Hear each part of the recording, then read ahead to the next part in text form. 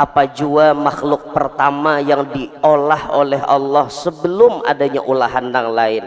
Qala, Nabi kita menjawab, ya Jabir, wahai Jabir, innallaha khalaqa qablal asya, sesungguhnya Allah sebelum menjadikan tiap-tiap sesuatu, nura nabiyyika Muhammadin sallallahu alaihi wasallam min nurih, yaitu nur Nabi engkau Muhammad yang dicipta min nurih ay min kudratih, daripada kekuasaan Allah. Nur Nabi Muhammad pertama artinya yang pertama kali hidup di alam ini itu Nabi Muhammad, tapi paampihan diutus oleh Allah. Sebagai apa beliau diutus? Banyak.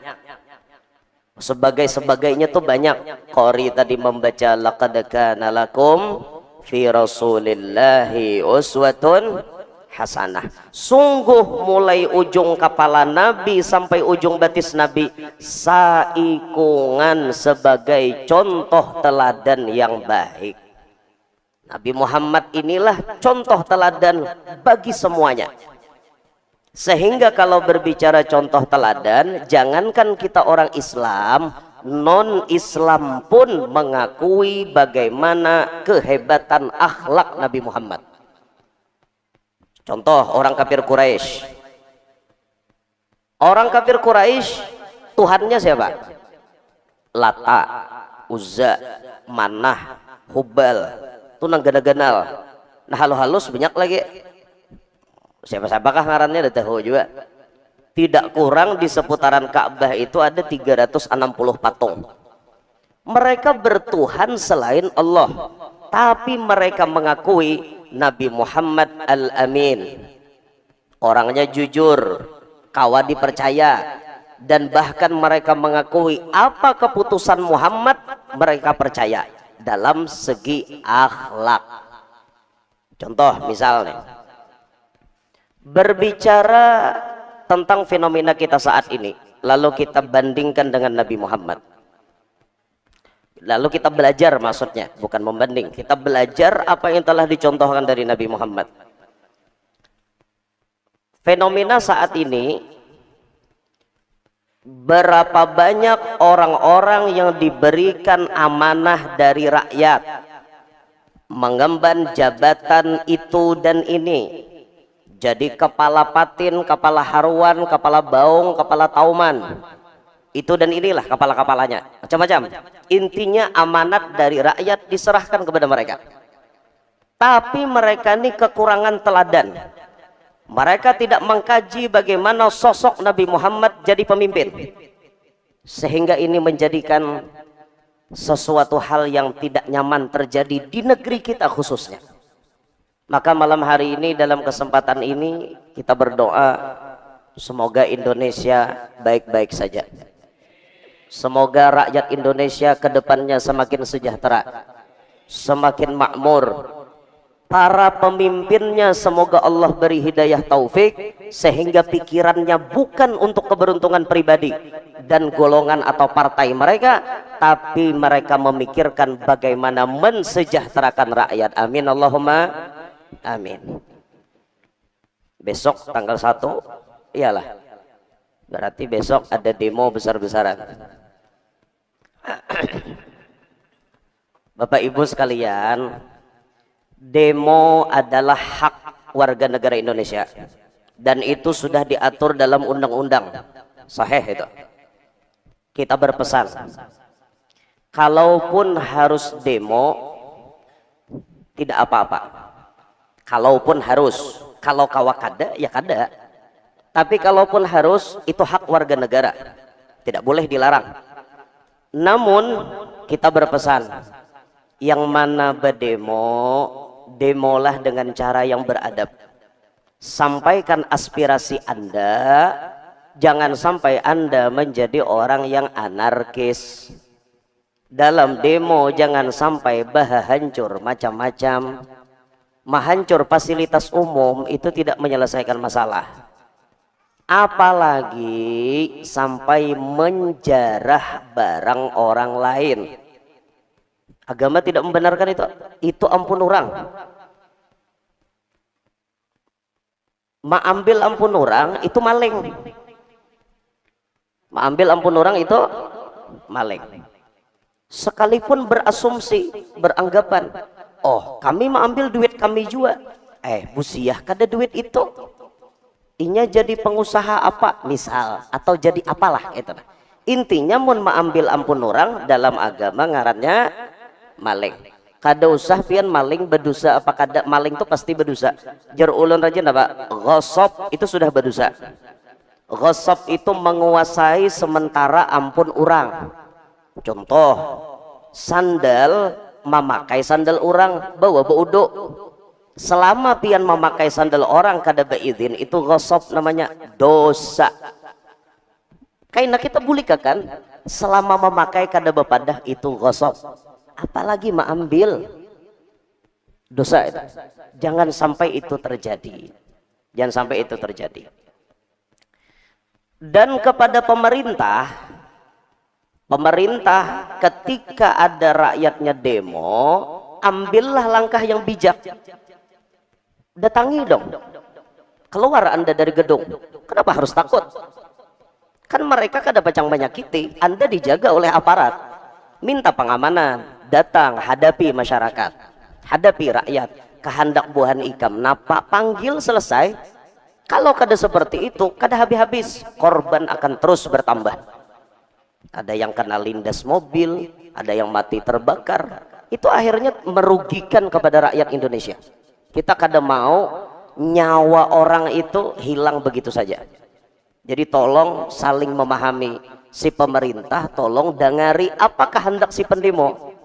Mereka menyampaikan aspirasi, jangan dihalangi.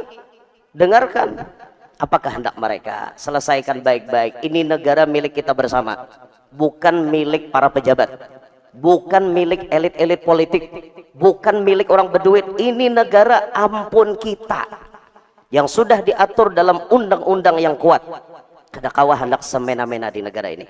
Jadi masyarakat atau rakyat itu adalah pimpinan tertinggi di negara ini. Jadi kalau masyarakat hendak mengusulkan, boleh dong. Jangan sampai kita kada menerima. Nah itu tah pesan aja bang, pesan. Ulun ini bebandir kayak ini daripada aja bang. Daripada artinya melihat tuh rasa kayak apa kayak itu nah, rasa kayak apa kayak itu. Ala kulli hal, paling akhir kita mendoakan semoga yang terbaik untuk bangsa ini ke depannya. Mudah-mudahan bangsa kita menjadi lebih baik.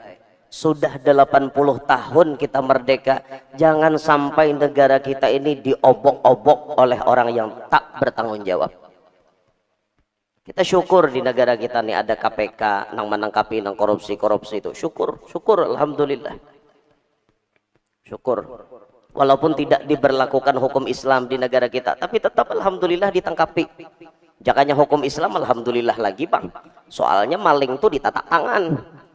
As-sariqu was-sariqatu faqta'u aydiyahuma jazaa'an bima nakalam minallah.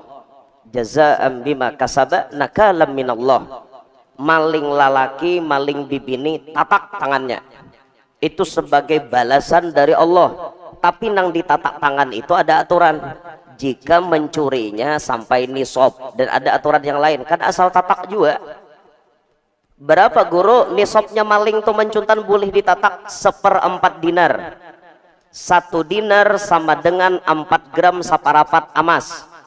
Kalau emas harganya 1 juta berarti 4.250.000, itu 1 dinar. 1/4 dari itu anggaplah 1.250.000-an misal. Kalau mencuntan sedemikian itu hukumnya tatak tangan. Kalau korupsi miliaran alahan pada 1 juta, hukum Islam itu harus ditatak. Andai itu berlaku di negara kita, banyak kambuhan pejabat kada batangan lagi, kada kawa ngacak lagi, kada batangan. Nah, tapi ala kulli hal ya itulah. Selama korupsi itu merajalela di negara kita kada akan maju. Negara kita ini negara sugih loh pak. Batu baranya banyak, minyaknya banyak, nikelnya banyak. Tapi sayang kada maju-maju. Kenapa? Banyak yang korup. Banyak yang korup. Kalau bajing itu makanannya paling buah-buahan, biji-bijian. Itu bajing. Tapi kalau bajingan makanannya apa? Aspal, nikel, gedung, itu dimakan, jembatan dimakan oleh bajingan. Kalau bajing makannya cuma buah-buahan dan biji-bijian. Ala kulli hal, semoga mereka sadar atas kesalahan mereka. Jangan merugikan bangsa ini. Kasihan rakyat, kasihan rakyat. Dah, Rasulullah itu ketika beliau sebelum jadi pemimpin pun, beliau sudah menampakkan jiwa kepemimpinan yang bijaksana. Di sini banyak pesan moral yang akan kita bahas. Contoh misalnya, saat dimana Nabi Muhammad belum dilantik jadi Rasul, belum lagi, saat itu umur Nabi 35. Ketika umur Nabi 35, jiwa kepemimpinannya itu nampak benar menjadi orang yang bijaksana dan bisa menyikapi satu permasalahan yang ada di masyarakat. Saat umur Nabi 35 itu terjadi renovasi Ka'bah. Jadi kafir Quraisy saat itu merenovasi Ka'bah. Ketika Ka'bah direnovasi, maka Hajar Aswad dikeluarkan dari Ka'bah. Hajar Aswad itu dicabut, dikeluarkan. Setelah selesai, lalu kemudian ingin diletakkan kembali di rukun Hajar Aswad. Maka ketika akan meletakkan itu, semua suku atau bani-bani saat itu bersaing, ingin menganggap diri mereka yang layak meletakkan Hajar Aswad itu. Sampai hampir terjadi perang saudara antara suku Arab itu sendiri. Lingkungan suku Quraisy, suku apa-apa, 4 suku hari itu akan berperang. Dengan bijaknya Nabi Muhammad datang. Stop, kata Nabi. Jangan bakalahe buhan bian. Kenapa Muhammad? Mun kami kada bakalahe Muhammad teh, kada denang tuntungnya. Ini harus diselesaikan dengan pedang. Ujar Nabi, kada ada kajalan nang lain, maka orang tak bakalahe habuhan mone. Kami ketujuh Muhammad teh bakalahe. Coba aja Nabi beranai hulo. Dengarkan aku bapandir. Ngarannya nang datang ni terkenal Al-Amin, mulai lagi halus gelarnya. Nang tuha-tuha hakon aja mendengari. Padahal umur Nabi hanya 35. Hanya 35. Apa Muhammad saran nikam? Ada aja Nabi. Ketimbang kalian selalu bersih tegang, baka kancangan urat bulu, merasa aku lebih harat, aku lebih mulia. Coba dengarkan, ulun memberi saran. Oke, Hajar Aswad itu diletakkan. Siapa yang berhak meletakkan? Kita adakan sayembara. Kita adakan istilahnya kayak pertandingan kah modelnya tak? Apa Muhammad pertandingannya? Siapa, ujar Nabi, esok nang pandahuluan datang ke Masjidil Haram itu yang menang.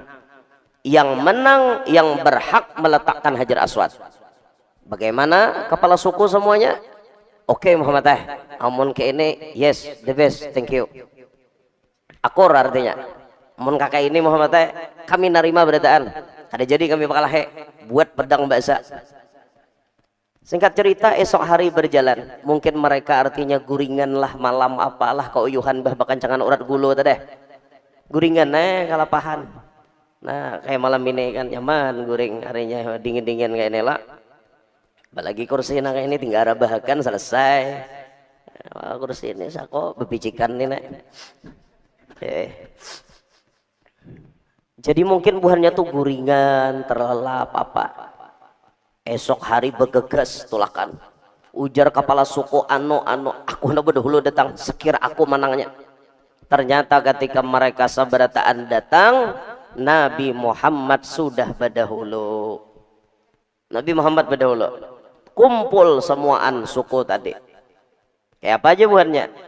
Bah buahnya Muhammad menangnya. Sesuai dengan isi perjanjian, siapa pendahuluan itu menangnya.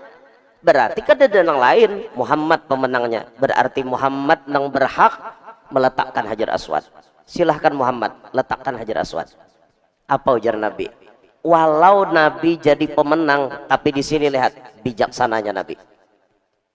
Hak ada di Nabi, tapi Nabi kada hendak manang sorangan. Nabi ingin merangkul mereka semua. Ujar Nabi, walaupun kepala suku yang lain kalah, tapi aku ingin kalian ikut serta andil dalam peletakan ini. Akhirnya Nabi mahuraikan selendang sidin. Tak dihurai. Andak Nabi Hajar Aswad di tangahan. Kepala suku pegang ujungnya masing-masing. 4 kepala suku disuruh memingkuti ujung sorban. Angkat sama-sama. Sama-sama mengangkat. Sampai ke depan rukun Hajar Aswad, Nabi nama mengikuti Hajar Aswad, diandak Nabi ke tempatnya. Semuanya merasa dihargai. Jadi buhannya tuh acung jempol. Muhammad luar biasa. Sampai ide seperti itu terpikir oleh Muhammad. Ada kita kada tahu hendak ampun kita. Kepala suku nang lain hendak menang partai inya. Partai seikong hendak menang partai inya. Tahu hendak partai seorang dimenangkan. Kada mikirakan orang banyak. Nabi Muhammad tuh nang dipikirakan kayak apa caranya nang barataan ini kada tersinggung. Barataan ini tak umpat bahagia. Kalau dicatat dalam sejarah, siapa yang meletakkan Hajar Aswad? Memang tangan Muhammad, tapi dipingkuti oleh semua kepala suku yang mendampinginya. Terhormat semuanya, berharga semuanya. Itu hebatnya Nabi Muhammad. Itu bijaknya Nabi kita Muhammad sallallahu alaihi wasallam. Ini patut dicontoh. Ini pas diberikan contoh khususnya kepada para pemimpin. Anda yang duduk mewakili rakyat, semestinya Anda tidak mengambil keputusan yang hanya menguntungkan Anda dan partai Anda atau kelompok Anda. Tapi Anda harus memikirkan bagaimana rakyat supaya untung juga. Jangan sebahagian golongan merasa berbahagia, rakyat merasa menderita. Salah itu. Macam-macam dinaikkan itu dan ini naik, soraba naik. Berpikir sambil rakyat tuh kada berataan berduit. Coba pian jangan berdiam di atas taros, berjalan pang ke pelosok-pelosok kampung. Banyak loh rakyat kita nih nang sehari kada makan, banyak. Ada nang 2 kali sehari, ada nang sehari aja, ada nang kada makan lalu-lalu. Ada nang di rumah tuh sajampal pirut kada ada berduit. Paham lah pian sajampal pirut. Rp1 kada ada berduit. Coba berjalan, Anda jangan mengitik di atas saja, berjalan dong. Waktu hendak minta pilih datang ke kampung. Imbah tuntung dipilih kada hakon lagi lan jajak kampung. Nah luput nah kayak itu.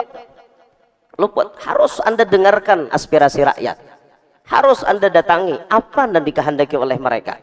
Apa kebijakan yang Anda putuskan dalam rapat Anda. Harus menguntungkan rakyat. Kesian rakyat ini yang terbebani macam-macam. Kita nih rata-rata bang bayar pajak loh, alhamdulillah. Rata-rata. Sebagai warga negara Indonesia ya kita bayar pajak juga. Tuan guru kah, Habib kah, berataan bayar pajak. Amun berbicara sejarah pajak dulu.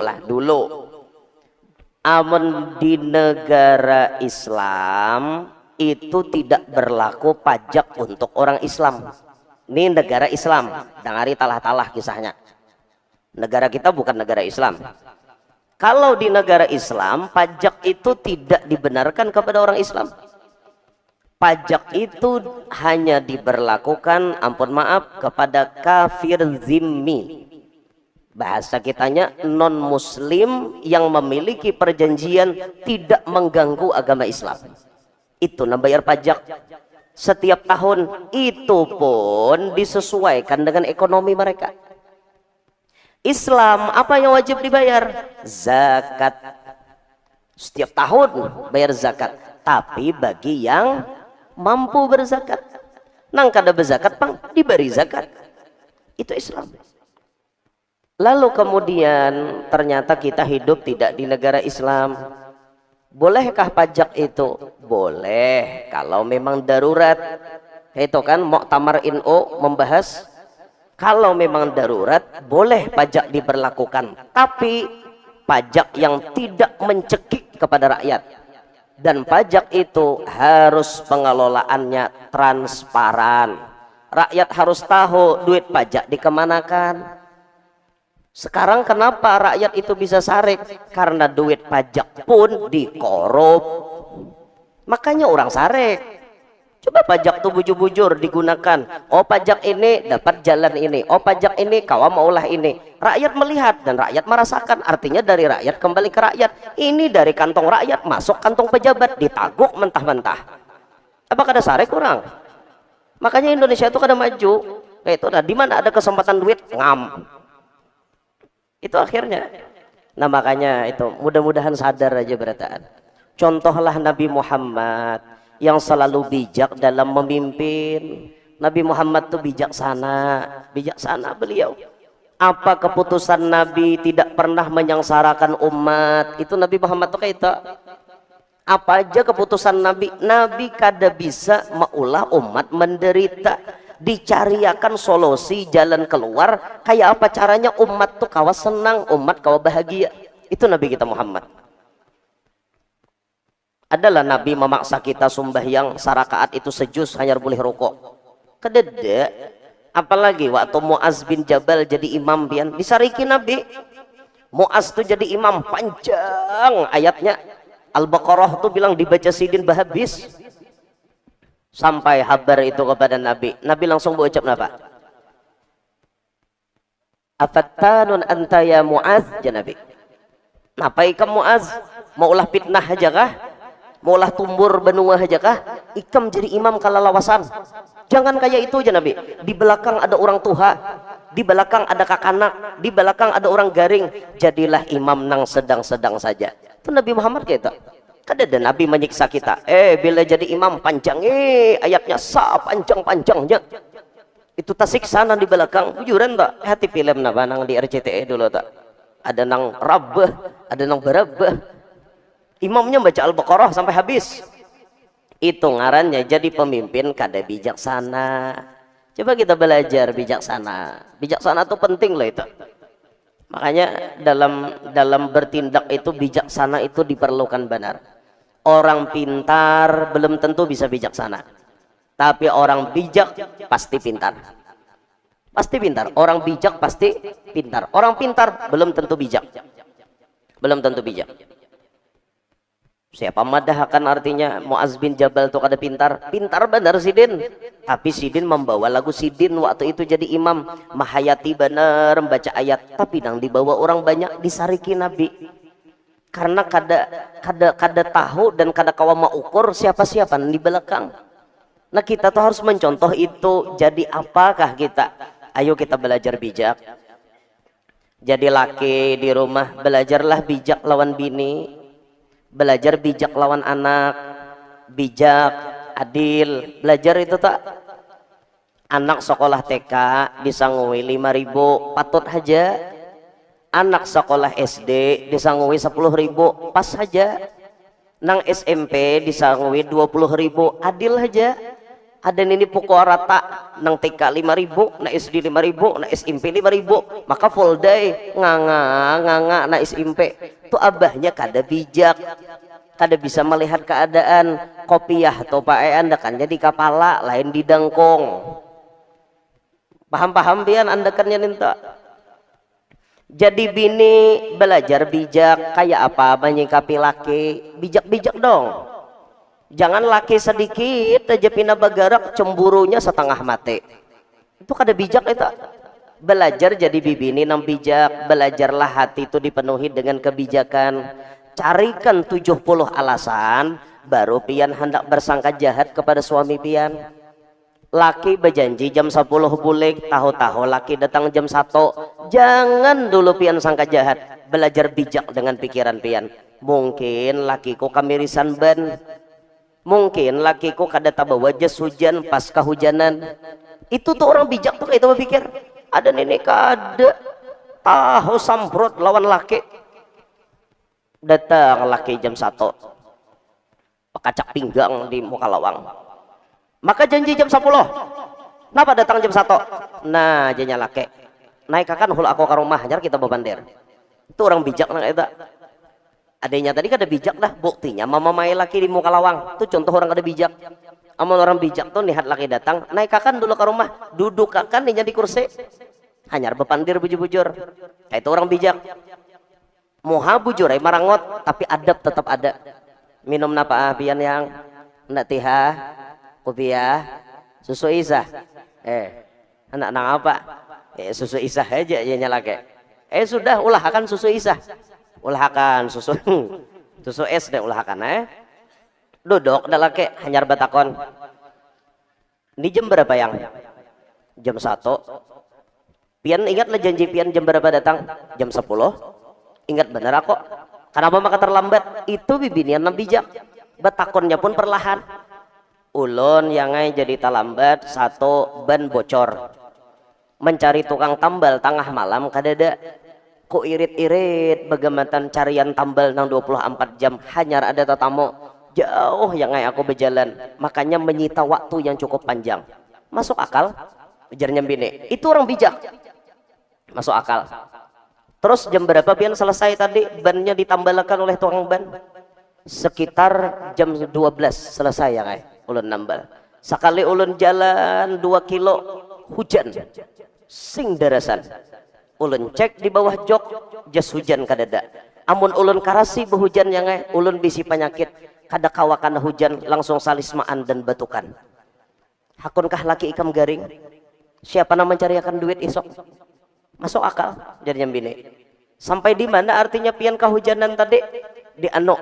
Sampai hujannya di anu. Sampai di anu hujannya. Oh, inggih. Masuk akal, masuk akal. Akhirnya pian sampai ke sini jam berapa?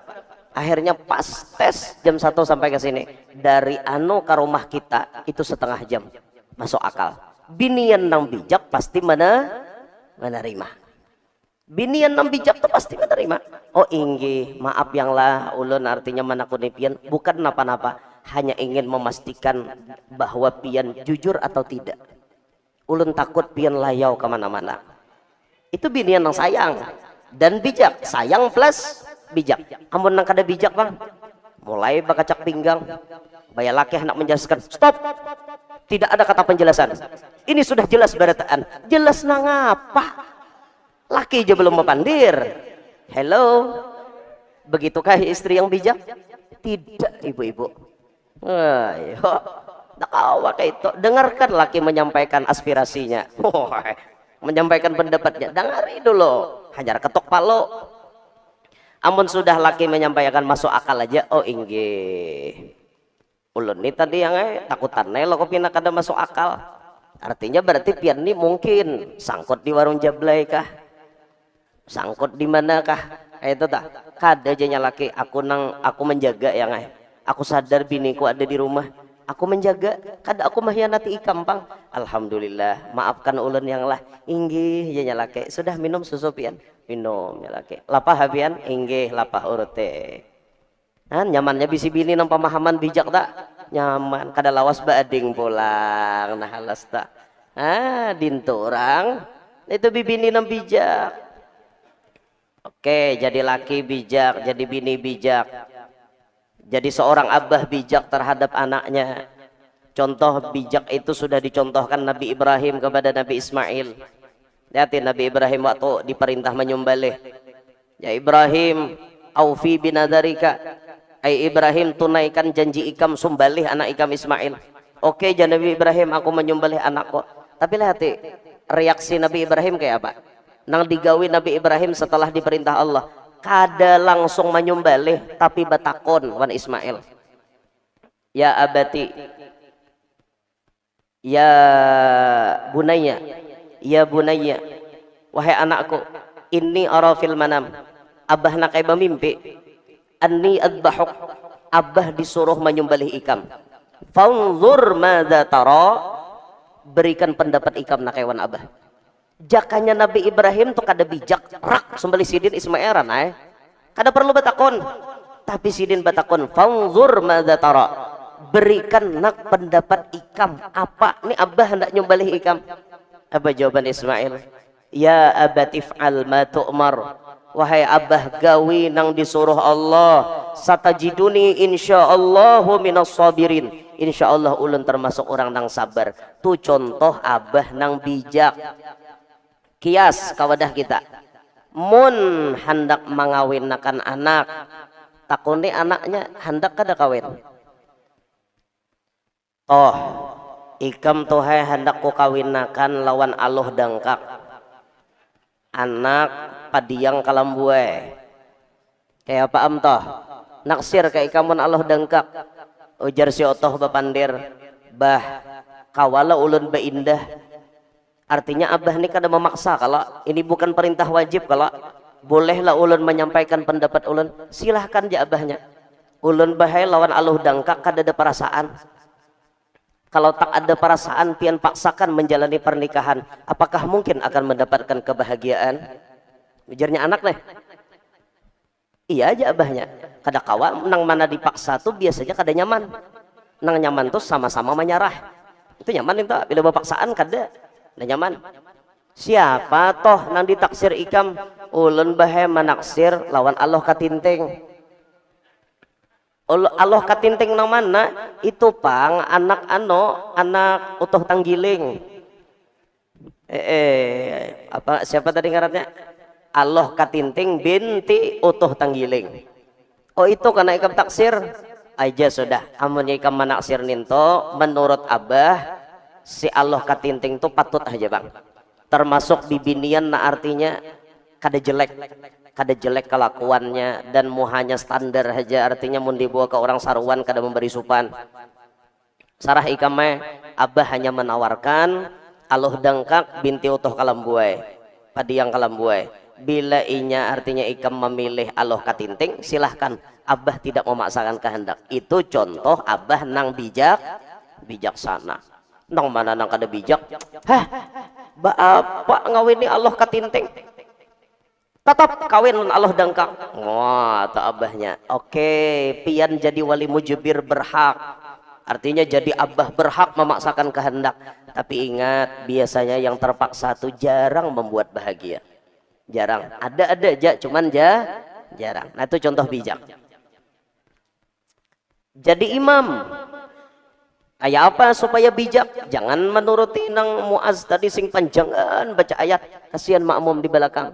Kayak itu juga hatib Jumat, jangan terlalu panjang. Apalagi kayak di kampung, musim orang bajamur benih, arinya penghujan, jangan bapak panjang. Amun ulun nih. Walaupun sunnah Nabi itu kan bila Jumat sabbihis lawan hal ata, tapi mun mendengar ari gerugum guntur, artinya guntur tuh pertanda hendak hujan ya lah. Orang musim menjamur benih ulun baancap inna a'taina kal kautsar, 3 ayat ya rokok sembahyangnya dicapate supaya nang menjamur benih kawabulikan bacapat. Mbah mun lagi bajamur benih itu pian dapatnya hujan bakajut. Takuku babang nyimpuni benih. Ada nang taba belurut tapi nyimpuni benih. Tak titilanjang pinggir jalan supaya benih kata kabasahan. Makanya jadi imam harus paham. Itu jar guru Zuhdi bahari. Aku jasidin bila malam ahad tuh na pengajian di masjid Jami' Sungai Jingah tuh. Bila melihat Arifina Muro, apalagi sudah marintik, aku sembahyang isya bacapat jasidin jadi imam. Aku dalam masjid nang di luar kada berkubung. Aku kan dapat tahak kehujanan jasidin.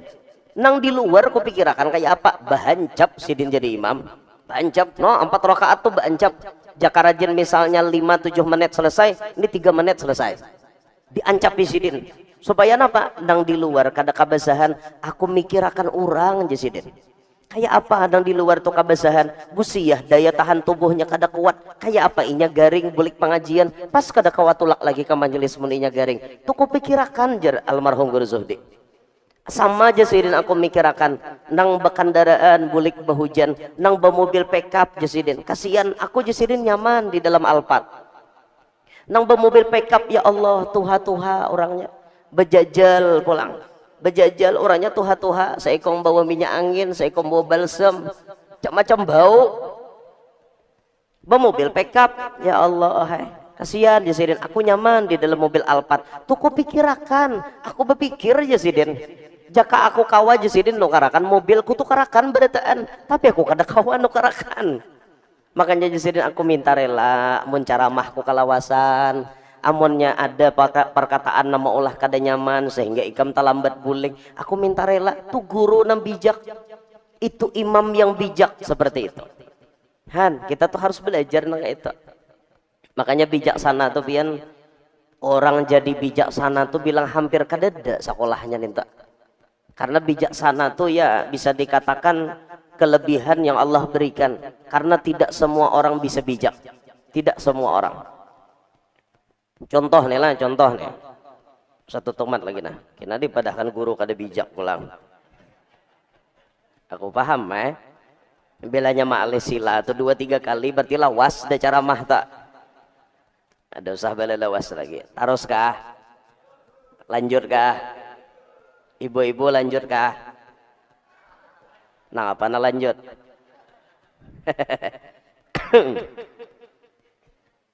Contoh orang bijak nah di Indonesia nih, contoh orang bijak. Contoh orang bijak almarhum Kiai Haji Abdurrahman Wahid. Gus Dur. Gus Dur itu orang bijak. Super bijak. Apa yang diambil keputusan oleh beliau ternyata keputusan yang super bijak. Banyak orang memprotes kelakuan Gus Dur, tapi ternyata di balik itu ada hikmah. Contoh misalnya, saat Gus Dur dilengserkan jadi presiden, itu dilengserkan oleh MPR saat itu. Ketika dilengserkan, apakah Gus Dur protes? Tidak. Beliau menerima. Kata rakyat, bahkan rakyat itu sudah tanda tangan 300.000 orang sudah tanda tangan tetap menginginkan Gus Dur jadi presiden. Tapi Gus Dur tetap menerima keputusan MPR. Beliau dilengserkan. Oke, sudah. Saat beliau keluar daripada gedung, coba lihat bijaksananya Gus Dur. Pakai salawar handap, baju kaos. Ulun lagi halus itu melihat. Waktu berita itu disampaikan, Gus Dur salawar handap. Bahkan kita bisa mengulang-ulang di YouTube hari ini. Gus Dur salawar handap dan baju kaos. Itu banyak cercaan, banyak makian, banyak sambatan orang. Aduh, katanya kiai, kenapa berpakaian tak sopan? Katanya kiai, kenapa pakai celana pendek? Apa jawaban Gus Dur? Simple. Saya memakai pakaian seperti itu menandakan saya menerima bahwa saya tidak jadi presiden lagi. Andai Gus Dur keluar dari gedung tetap pakai baju presiden, itu artinya simbol perlawanan bahwa Gus Dur tidak terima dilengserkan jadi presiden. Tapi Sidin terima, pacol baju dinas, pacol lambang kepresidenan, keluar layaknya rakyat biasa. Itu nang di bawah ranai. Bahkan infonya kan jutaan orang akan datang untuk menyatakan tidak terima kalau Gus Dur dilengserkan. Itu didamaikan oleh Gus Dur. Nah, keluar. Dadah-dadah. Itu artinya apa? Aku menerima dengan keputusan ini. Kalian kada usah anarkis. Kalian kada usah berbuat macam-macam. Jangan sampai anak bangsa menjadi korban hanya gara-gara mempertahankan jabatan. Itu Gus Dur. Bijaknya beliau menjaga. Tapi Gus Dur berpandir kan? Kenapa Gus Anda tidak melawan? Enggak apa-apa. Nanti akan terbukti oleh bangsa ini sendiri, kata beliau. Apa yang diucapkan Gus Dur semuanya jadi kenyataan. Sebuting lagi nang kada jadi nyata. Indonesia masuk Piala Dunia. Hadangi kan Sidin ada nyambat loh. Nah, ada rasanya salah satu pandir Sidin nanti Indonesia akan masuk Piala Dunia entah tahun berapa. Jaga-jaga nang berapa kena nang tak buat situ sako. Semuaan kan sudah, banyak nang sudah. Kayak Said Agil Sirot disebutkan akan menjadi ketua PBNU saat umurnya 55 lebih. Ternyata beliau jadi ketua PBNU umur 56. Jadi Pak Jokowi sudah diramalkan akan jadi presiden. Tidak mustahil kata beliau. Kalau dia baik ketika jadi wali kota, nggak mustahil nanti dia bisa jadi presiden 2 periode. Pak Jokowi duduk, Pak Prabowo nanti dia akan jadi presiden di umurnya yang sudah tua. Bujur umur Sidin 73, 5 kali ikut pilpres, berapa kali kalah. Tapi sekarang jadi kan? Jadi kenyataan loh. Ketika Ahok mencalon jadi bupati di jadi gubernur Bangka Belitung, Ahok kalah. Nggak apa-apa, ujar Ahok, kan orang Cina mana bisa Gus dapat jabatannya. Enggak gitu kata Gus Dur. Orang Cina pun bisa nanti jadi gubernur DKI bahkan. Oh, kada tahunya Ahok jadi gubernur pas Pak Jokowi naik jadi presiden. Jadi beritaan loh ucapan Sidin itu.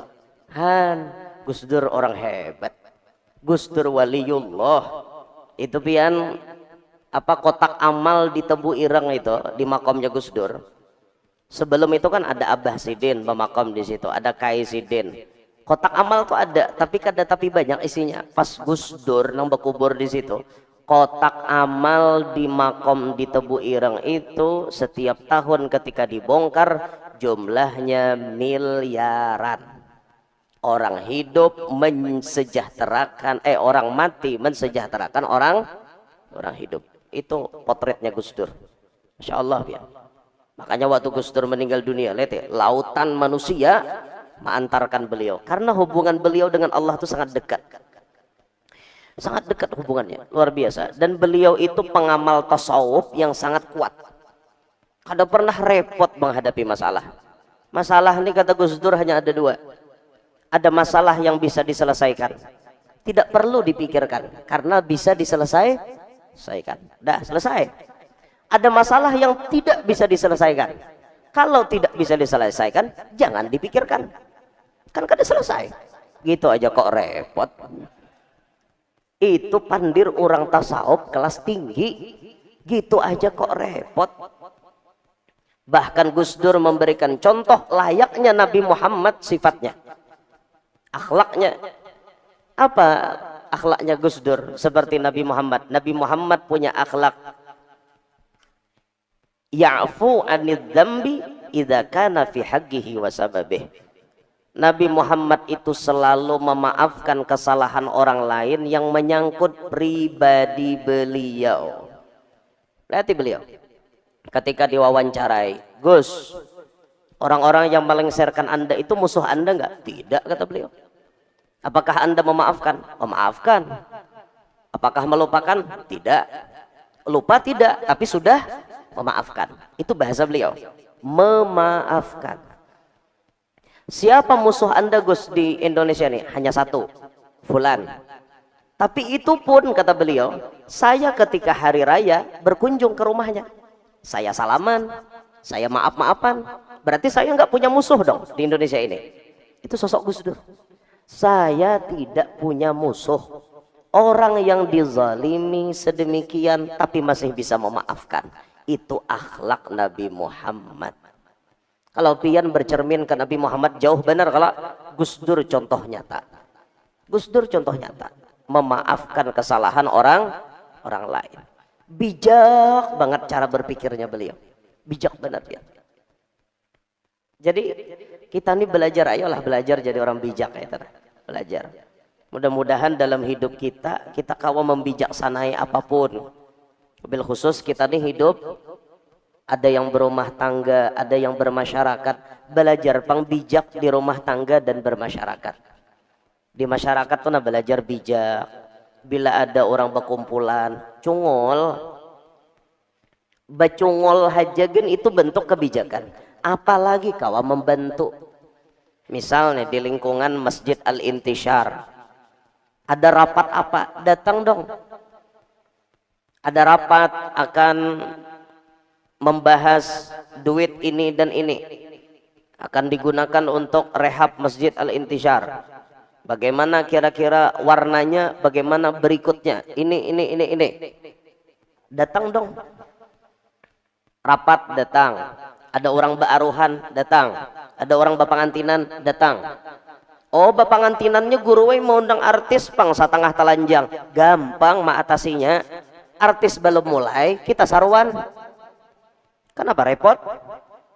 Kan pian kada hendak tetamu artis yang setengah telanjang ninto, atau artisnya betilanjang sekalian.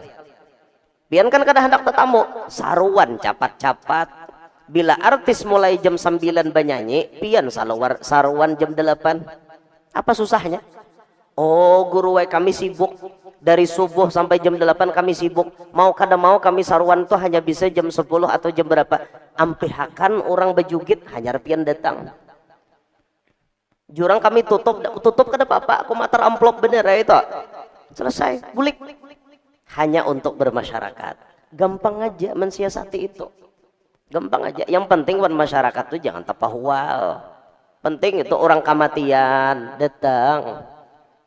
Ada ini orang pengantinan kada cungol, orang kematian kada datang.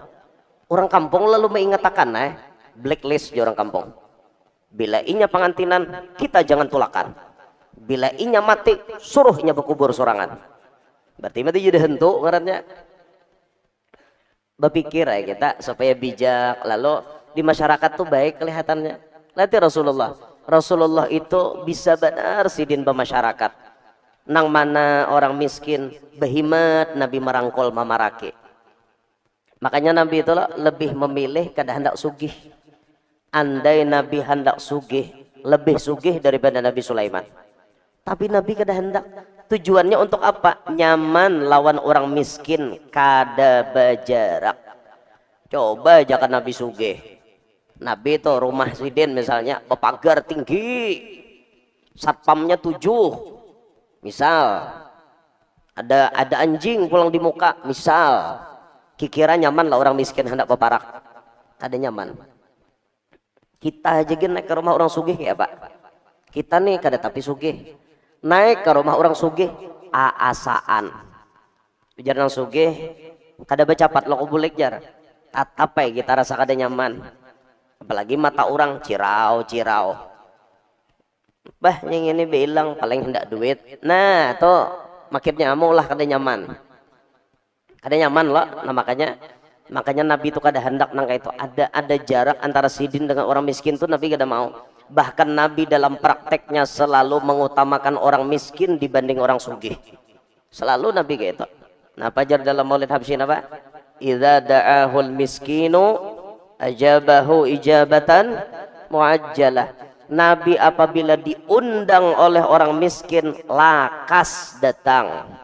Tuh Nabi kita bisa berpikir tak siapa nama undang tadi aja besar ya itu nang rumah nang di hujung tuh jar nang rumah nah halus itu leh nang 2 langkah berjalan sampai ke dapur.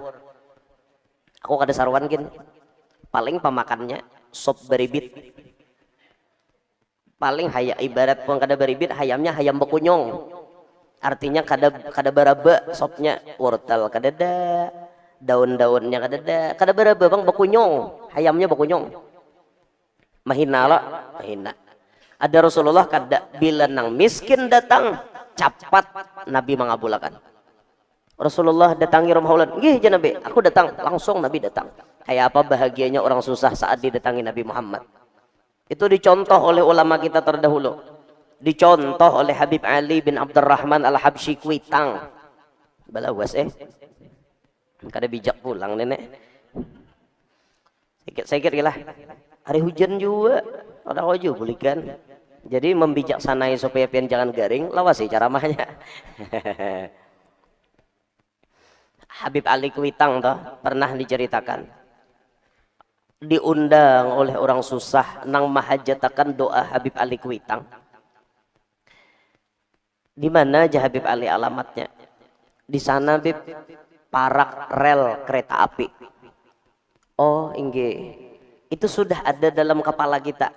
Amun parak rel kereta api berarti rumah orang-orang kecil. Itu pasti dah. Kada ada saudagar berumah di higa rel kereta api. Muyak. Bila kereta api lalu apa? Muyak. Inggih Juseden, hadangilah aku besalin baju dulu. Nggih, Bipa. Ayo sini kita berangkat, tulah berangkatan. Sampai di rumah si miskin tadi, doakan Bipa, doa selamat aja, baca doa sini. Selesai baca doa, keluarlah jamuan makanan.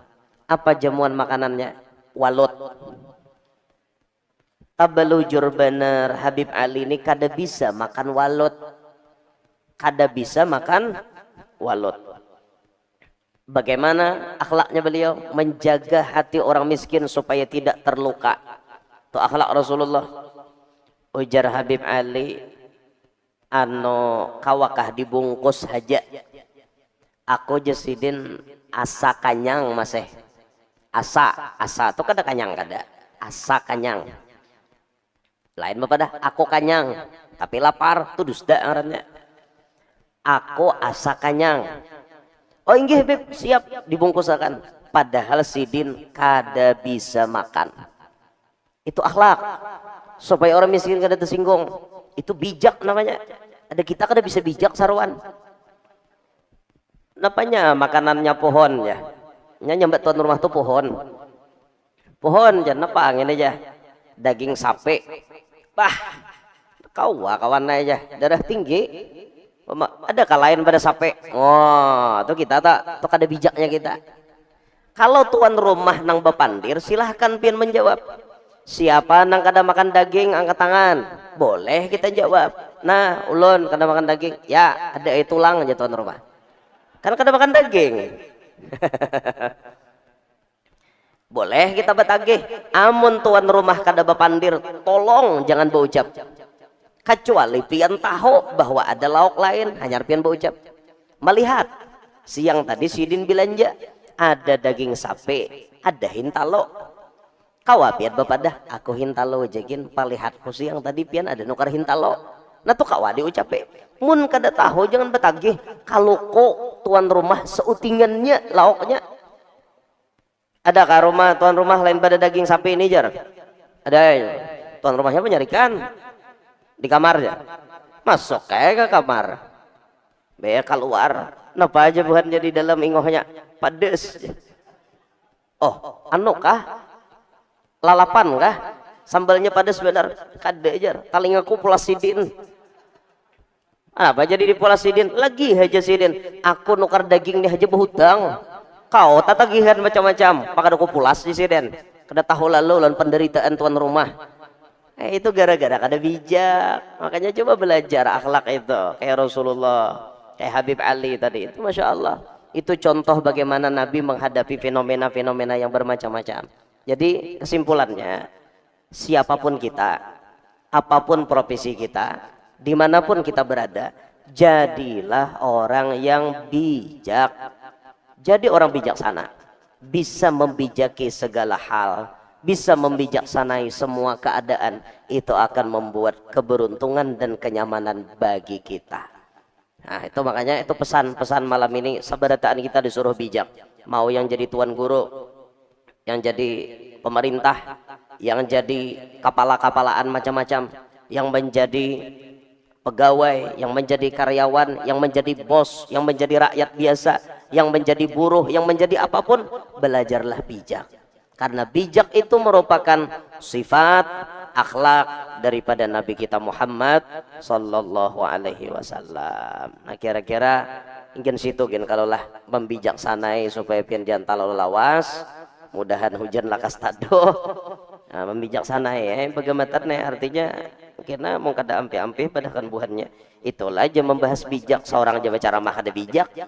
Sing lawasan kada ampe-ampe ujar kena ngalih pulang itu tah. Artinya pesannya paling utama malam ini, mudahan kita barataan kawa jadi orang bijak sana. Amin Allahumma amin. Kan situ gitu yang disampaikan, minta ridho, minta halal, minta maaf kalau ada salah, ada khilaf. Mudah-mudahan semuanya kita yang hadir di sini panjang umur, sehat walafiat, qabul hajat, hidup berberkat, nang mana tahu hutang lakas lunas, nang garing lakas ampih, mudahan barataan banyak berduit, nang halal, nang berberkat, kawa bahaji, kawa umroh, mudah-mudahan nang belum kawin lakas kawin, Mudahan sabarataan anak cucu kita salihin salihat, barataan kita hidup bahagia dunia sampai akhirat, dan mudah-mudahan Allah berikan hidayah taufik kepada semua para petinggi kita di negara Indonesia ini, para pejabat kita, semoga mereka bisa menjadi wasilah mensejahterakan rakyatnya semuanya. Mudah-mudahan negara Indonesia ke depan lebih baik lagi, lebih sejahtera lagi, lebih makmur lagi. Amin Allahumma amin bi barakatin nabi wa ahli baitih wa bi barakati hadzal majlis. Amin ya rabbal